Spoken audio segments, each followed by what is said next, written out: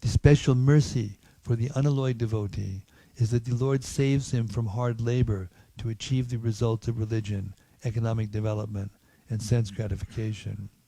Of course, if one wants such benefits, the Lord certainly awards them. Indra, for example, although a devotee, was not much interested in release from material bondage. Instead, he desired sense gratification and a high standard of material happiness in the heavenly planets. Vritrasura, however, being an unalloyed devotee, aspired only to serve the Supreme Personality of Godhead. Therefore the Lord arranged for him to go back to Godhead after his bodily bondage was destroyed by Indra.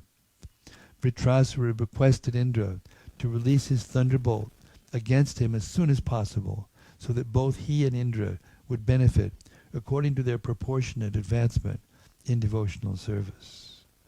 24. O my Lord, O Supreme Personality of Godhead, may I again be able to be O my Lord, O Supreme Personality of Godhead, may I again be able to be a servant of your eternal servants who find shelter only at your lotus feet. So may is more appropriate here. O Lord of my life, may I again become their servant, so that my mind will always think of your transcendental attributes, my words always glorify those attributes, and my body always engage in the loving service of your Lordship. So it's not a question. This is what's going to happen. Purport. The verse gives the sum and substance. This verse gives the sum and substance of devotional life. One must first become a servant of the servant of the servant of the Lord. Das adasanas. Dasanudas. Sri Chaitanya Mahaprabhu advised, and he also showed by his own example, that a living entity should always desire to be a servant of the servant of the servant of Krishna, the maintainer of the gopis. Gopi Bhartu Padakamayor Das. This means that one must accept a spiritual master who comes in the disciplic succession and is a servant of the Lord.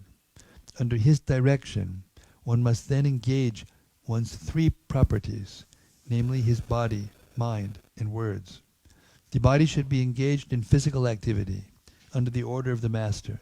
The mind should think of Krishna incessantly, and one's words should be engaged in preaching the glories of the Lord. If one is thus engaged in loving service of the Lord, one's life is successful. Text 25. O my Lord, source of all opportunities, I do not desire to enjoy in Dhruvaloka, the heavenly planets, or the planet where Lord Brahma resides, nor do I want to be the supreme ruler of all the earthly planets, or the lower planetary systems. I do not desire to be master of the powers of mystic yoga, nor do I want liberation if I have to give up your lotus feet. Purport. A pure devotee never desires to gain material opportunities by rendering transcendental loving service to the Lord. A pure devotee desires only to engage in loving service to the Lord in the constant association of the Lord and his eternal associates, as stated in the previous verse, Dasa nudasa bhavitasmi.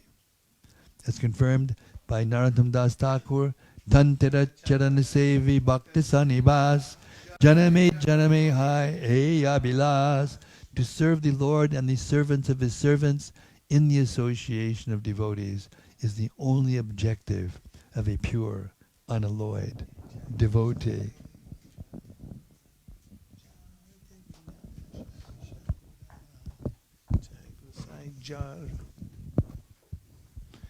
O lotus-eyed Lord, as baby birds that have not yet developed their wings always look for their mother to return and feed them, as small calves tied with ropes await anxiously the time of milking, when they will be allowed to drink the milk of their mothers, or as a morose wife whose husband is away from home always longs for him to return and satisfy her in all respects, I always yearn for the opportunity to render direct service unto you.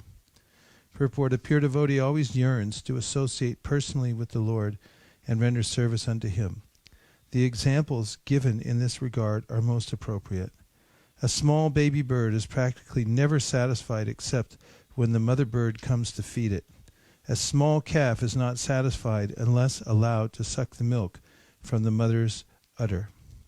And a chaste, devoted wife, whose husband is away from home, is never satisfied until she has the association of her beloved husband. Nagar Kirtan. Depends what you're going to say. It appears that the first sentence of the purport there's other statements that seem to be kind of like the opposite. It says here that a pure devotee always yearns to associate personally with the Lord and render service unto him. Correct me if I'm wrong, but is there not statements where it says that a pure devotee never aspires to have the personal association of the Lord, but only aspires for serving the servant of the servant of the servant of the servant 1,000 times removed, and never desires to be personally with the Lord and serve him personally?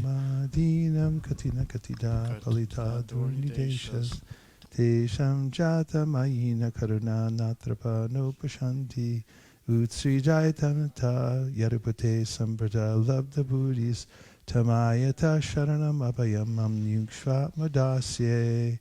There the devotees saying that now I've given up Maya and all the bad masters, and now I've turned my attention because I want personal service. Utsrijaitanata yarupate, he gives him my name.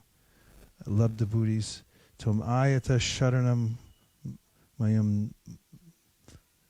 So then, yes, it's the feeling of turning away from the nondescript material world and all its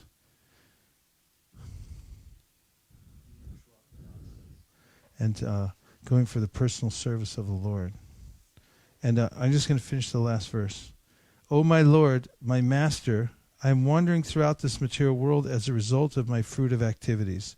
Therefore, I simply seek friendship in the association of your pious and enlightened devotees. My attachment to my body, wife, children, and home is continuing by the spell of your external energy, but I wish to be attached to them no longer. Let my mind, my consciousness, and everything I have be attached only to you. Yes, Maharaj? In the Srimad Bhagavatam, there's a wonderful verse in which I think it's either Narada Muni or the Vaikuntha Dutas are instructing Gopakumar about the glories of pure devotional service and advising him to actually become a prema bhakta. And in that, this is the Vaikuntha Dutas explaining the defeating the Tapaloka Vasis and encouraging Gopakumar in his elevation to Vaikuntha. And in that verse, they say that the pure devotee, although he's happy in devotional service in this material world, because devotional service to the Lord is absolute, and he's happy. But still, he gives a special favor to the spiritual planets and the spiritual Lord, because it's filled with unalloyed devotees. And there he can associate with devotees, the most elevated devotees, all the time, without the disturbances of the non-devotees and other things in the material world kind of getting in the way. So in this way, because the personal form of the Lord is there in that spiritual Vaikuntha planet, indirectly he's saying that he wants to go there to the spiritual world and associate with the Lord's pure devotees, with the Lord personally. Thus ends the Bhaktivedanta purports to the 6th canto, 11th chapter of the Srimad Bhagavatam, entitled The Transcendental Qualities of Vrajasura.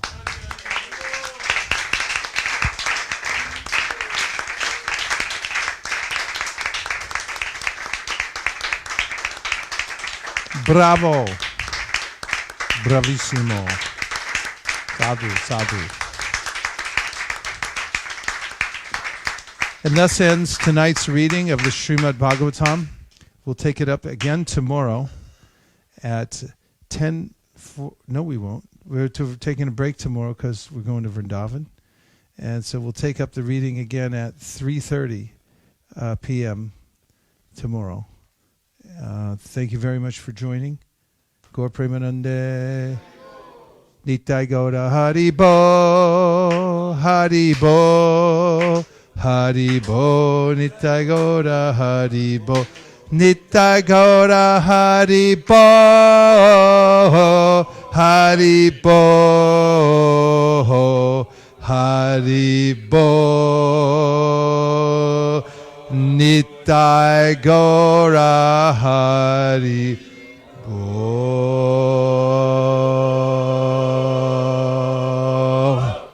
Vanchakalpadrisha kripasnabhevacha patitanam pavanibhyo vaishnavibhyo namo namaha. Anantakoti Vaishnaviniki Jai. You don't have to go home, but you can't stay here.